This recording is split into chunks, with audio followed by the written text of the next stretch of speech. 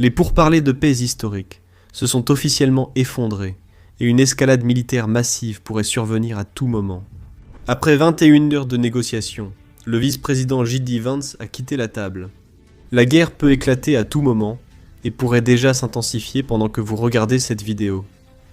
Voyons ce qui s'est passé et où cela a mal tourné. Comme certains d'entre vous le savent peut-être déjà, les négociations ont eu lieu toute la nuit de vendredi et pratiquement toute la journée de samedi. Ensuite, il y a eu une pause, et nous avons reçu des informations indiquant que les deux parties avaient simplement besoin de se reposer, et qu'elles reprendraient les négociations le lendemain matin. Mais ensuite, le vice-président J.D. Vance a tenu une conférence de presse improvisée et a lâché cette bombe. Écoutez ce qu'il a dit. Malgré les lacunes des négociations, ce n'était pas dû aux Pakistanais qui ont fait un travail remarquable et ont vraiment tenté de nous aider, nous et les Iraniens, à combler le fossé et à parvenir à un accord. Nous y travaillons depuis maintenant 21 heures et nous avons eu un certain nombre de discussions de fond avec les Iraniens, c'est la bonne nouvelle. Et nous n'avons pas trouvé d'accord, ce qui est surtout une mauvaise nouvelle pour l'Iran plutôt que pour les États-Unis. Donc nous retournons aux États-Unis sans être parvenus à un accord. Nous avons précisé nos lignes rouges ainsi que les points sur lesquels nous sommes ou non prêts à faire des concessions. Et nous avons été aussi clairs que possible à ce sujet et ils ont choisi de ne pas accepter nos conditions. Nous n'avons pas eu beaucoup de fuites concernant l'avancement des négociations pendant qu'elles étaient encore en cours. Personnellement, j'ai pensé que c'était un signe positif. Je me suis dit qu'ils progressaient, donc pas de fuite. Mais nous avons quand même eu quelques petites fuites ici et là, et l'une d'elles suggérait que les négociations allaient en fait se poursuivre pendant plusieurs jours. En réalité, les responsables pakistanais prévoyaient déjà avant les négociations que les discussions dureraient jusqu'à lundi, voire mardi. Et devine quoi ? Littéralement, 30 minutes avant la conférence de presse de Vance, le gouvernement iranien a publié un communiqué disant « Et nous faisons une pause pour la nuit, mais nous reprendrons les discussions dimanche. » Et c'est exactement pour cette raison que j'évite de rapporter quoi que ce soit provenant des médias iraniens. Parce que 99,9% du temps, ils inventent simplement des choses. Et 30 minutes après cette déclaration iranienne, Vance a essentiellement dit que « Eh bien, l'Iran n'accepte aucune des lignes rouges des États-Unis, donc les discussions sont annulées. » Ensuite, tout le monde a commencé à bouger très rapidement après cela. 15 minutes après la fin de cette conférence de presse, les deux parties ont été déjà en route vers l'aéroport et ils étaient déjà en vol. Maintenant, nous n'avons en fait pas beaucoup de détails sur ce qui s'est mal passé pendant les discussions, mais J.D. Vance a répondu à quelques questions. Écoutons donc ce qu'il a dit. Ils ont rejeté ici. Pouvez-vous nous aider à mieux comprendre ? Je ne vais pas entrer dans les détails car je ne souhaite pas négocier publiquement après 21 heures de négociations privées. Mais le fait est que nous avons besoin de voir un engagement clair de leur part, qu'ils ne chercheront pas à obtenir une arme nucléaire et qu'ils ne chercheront pas à acquérir les moyens qui leur permettraient d'obtenir rapidement une arme nucléaire. C'est l'objectif principal du président des États-Unis que nous avons tenté d'atteindre par ces négociations. Encore une fois, leur programme nucléaire tel qu'il est, ainsi que les installations d'enrichissement qu'ils avaient auparavant, ont été détruits. La question est, voyons-nous un engagement fondamental des Iraniens à ne pas développer d'armes nucléaires maintenant, pas seulement dans 2 ans, mais à long terme? Nous ne l'avons pas encore constaté, mais nous l'espérons. Maintenant, certaines personnes diront que l'Iran a déjà déclaré qu'il ne construirait pas d'armes nucléaires. Mais ce n'est pas ce que recherchent les États-Unis. Et la raison en est que l'Iran a déjà montré qu'il était prêt à mentir au public. Ils ont dit qu'ils ne voulaient pas d'armes nucléaires, mais ils enrichissèrent leur uranium à 60%. On n'enrichit pas à un niveau aussi élevé, si on veut simplement de l'énergie nucléaire. On l'enrichit si on veut fabriquer une arme nucléaire. Et c'est exactement pour cela que les États-Unis ont poussé l'Iran à s'engager à n'effectuer aucun enrichissement sur son territoire. En fait, avant que la guerre ne commence, les États-Unis ont même proposé à l'Iran de l'uranium enrichi illimité pour leurs centrales nucléaires, gratuitement. Ce qui signifie que l'Iran n'aurait rien eu à acheter ou à produire. Les États-Unis acceptèrent de payer, et l'Iran devait seulement s'abstenir de construire une installation d'enrichissement sur son territoire. N'importe quel pays raisonnable qui voulait simplement l'énergie nucléaire pour ses citoyens aurait accepté cet accord, parce que c'est littéralement obtenir une énorme réduction pour produire cette énergie nucléaire. Mais non. L'Iran a refusé. Et la raison est assez simple. L'Iran ne veut pas enrichir l'uranium pour produire de l'énergie nucléaire. Ils le veulent pour pouvoir continuer à faire du chantage au monde. C'est exactement pour cela qu'ils ont déjà enrichi de l'uranium à 60%, ils le veulent comme levier de négociation. Et leur levier, c'est essentiellement l'Iran, qui dit « Donnez-nous ce que nous voulons, ou nous construirons une bombe nucléaire ». Et c'est exactement pour cela que la guerre a commencé. Maintenant que la guerre a commencé, les États-Unis accentuent la pression. Aucun enrichissement. Et il est probable que les États-Unis demandent aussi à l'Iran d'abandonner les 400 kg ou 900 livres d'uranium enrichi que l'Iran a caché quelque part dans un site nucléaire. C'est là qu'il faut remettre les choses en perspective. Les États-Unis ne pensent pas qu'ils sont en train de perdre cette guerre, et l'Iran non plus ne pense pas qu'il est en train de perdre cette guerre. Même si le guide suprême et des responsables iraniens sont morts, la marine et l'armée de l'air n'existent plus, et ils ne contrôlent plus leur espace aérien. Mais malgré tout, les responsables iraniens, en ce moment, ne pensent pas qu'ils sont en train de perdre cette guerre, et c'est pourquoi ils ne sont pas vraiment prêts à changer leur position par rapport à avant le début de cette guerre. Donc, pour l'instant, il semble que ce sera très difficile de négocier, au moins sur ce point. Maintenant, bien sûr, comme certains d'entre vous le savent peut-être déjà, ce n'est pas le seul point de discorde, il y en a d'autres aussi. Alors écoutons d'autres questions auxquelles Vance a répondu. Elles sont très courtes, donc je veux vraiment écouter l'ensemble. Écoutez bien. Jen, Y avait-il un accord cadre sur quoi que ce soit? La question des avoirs iraniens gelés a-t-elle été évoquée? Avez-vous tiré des conclusions sur ces avoirs? nous avons parlé de toutes ces questions, Jen, et nous avons abordé un certain nombre d'autres sujets également, donc ces points ont certainement été évoqués. Mais encore une fois, nous n'avons tout simplement pas pu parvenir à une situation où les Iraniens étaient prêts à accepter nos conditions. Je pense que nous avons fait preuve de beaucoup de flexibilité, nous avons été assez conciliants. Le président nous a dit que nous devions venir ici de bonne foi et faire tout notre possible pour parvenir à un accord. C'est ce que nous avons fait. Et malheureusement, nous n'avons pas pu faire de progrès. Preston. Monsieur le vice-président, à quelle fréquence avez-vous échangé avec le président Trump lors des négociations? Certains rapports mentionnent plusieurs séries séparées par des pauses. À quelle fréquence avez-vous parlé au président durant ces séries, et que disait-il pendant ces négociations qui, selon vous, ont échoué? Oui, évidemment, nous parlions régulièrement au président. Je ne sais pas combien de fois nous lui avons parlé, une demi-douzaine de fois, une douzaine de fois au cours des 21 dernières heures. Nous avons aussi discuté avec l'amiral Cooper, Pete, Marco, l'équipe de sécurité nationale et Scott Bassan à plusieurs reprises. Nous étions toujours en contact avec l'équipe car nous négocions de bonne foi. Et nous partons d'ici avec une proposition très simple, une base d'entente qui constitue notre meilleure et dernière offre. Nous verrons si les Iraniens l'acceptent. Merci. Cette conférence de presse a duré environ 4 minutes et demie. Je pense que c'est peut-être un record du monde pour la conférence la plus courte donnée par un vice-président. À la fin, Vance a également confirmé que les États-Unis étaient très flexibles dans leurs nouvelles conditions. À mon avis, et que cette flexibilité concerne le programme de missiles balistiques de l'Iran. Depuis le début des négociations, les exigences américaines sur ce programme de missiles balistiques se sont en fait assouplies. Voilà ce que je veux dire. Initialement, les États-Unis exigeaient que l'Iran renonce totalement à son programme de missiles balistiques. Dans la proposition la plus récente avant les négociations d'hier, les États-Unis autorisaient l'Iran à avoir un certain programme, mais avec des limites sur la portée et la quantité des missiles balistiques. Et je suppose qu'hier, les États-Unis ont probablement offert encore plus de concessions concernant leur programme de missiles balistiques.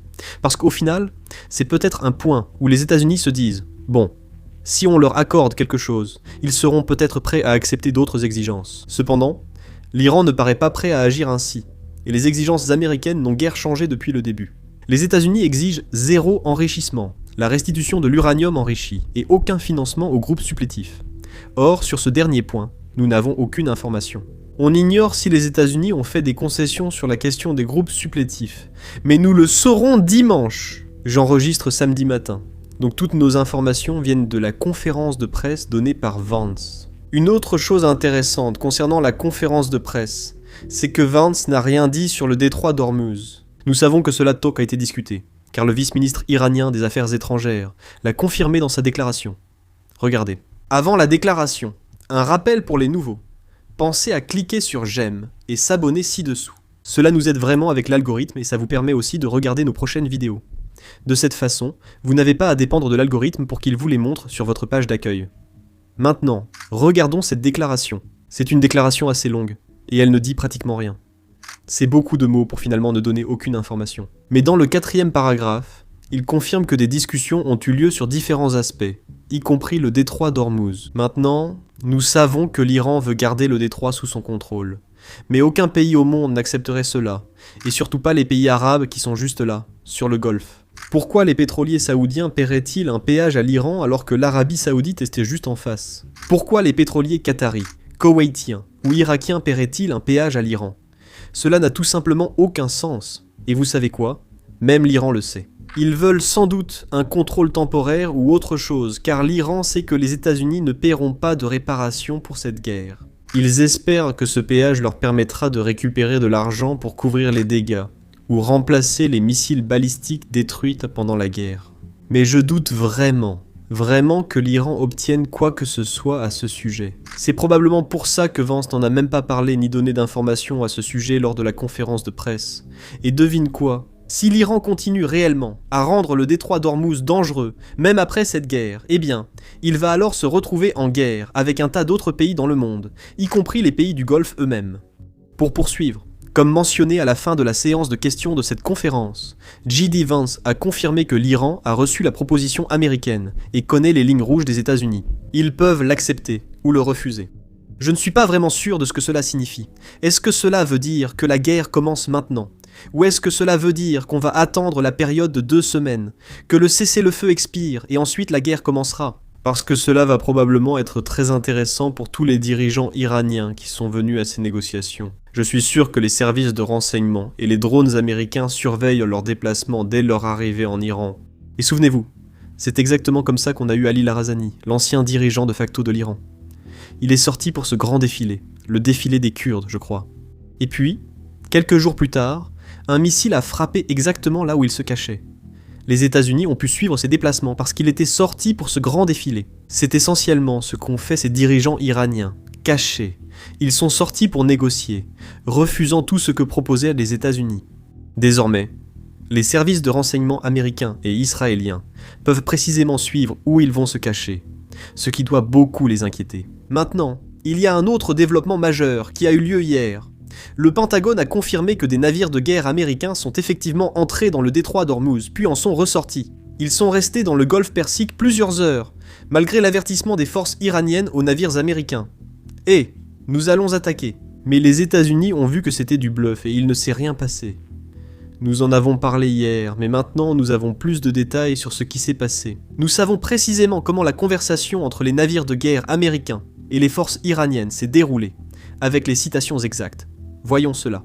À l'entrée d'un navire américain, les forces iraniennes ont contacté un destroyer par radio et répété « Ceci est le dernier avertissement ». À ce moment, le navire américain a répondu « Le passage se fait selon le droit international. Aucune provocation n'est dirigée contre vous. Et j'ai l'intention de respecter les règles du cessez-le-feu de notre gouvernement. Je suppose que les forces iraniennes connaissent l'histoire des États-Unis, car elles savaient que tirer sur un navire de guerre américain aurait aggravé le conflit au-delà de ce que l'Iran pouvait se permettre. Bien sûr, l'Iran n'a en réalité pas les capacités de couler un navire de guerre américain. Pendant tout ce temps, l'Iran a détruit des navires civils. Ces navires n'ont aucun moyen de se défendre. Ce n'est pas le cas d'un navire de guerre américain, et l'Iran connaissait ses limites. C'est pourquoi il ne s'est finalement rien passé. De plus, lorsque le commandement central a confirmé ce trajet, ils ont également confirmé qu'ils avaient commencé à neutraliser les mines iraniennes à l'aide de drones sous-marins. Voici plus de détails. Écoutez bien.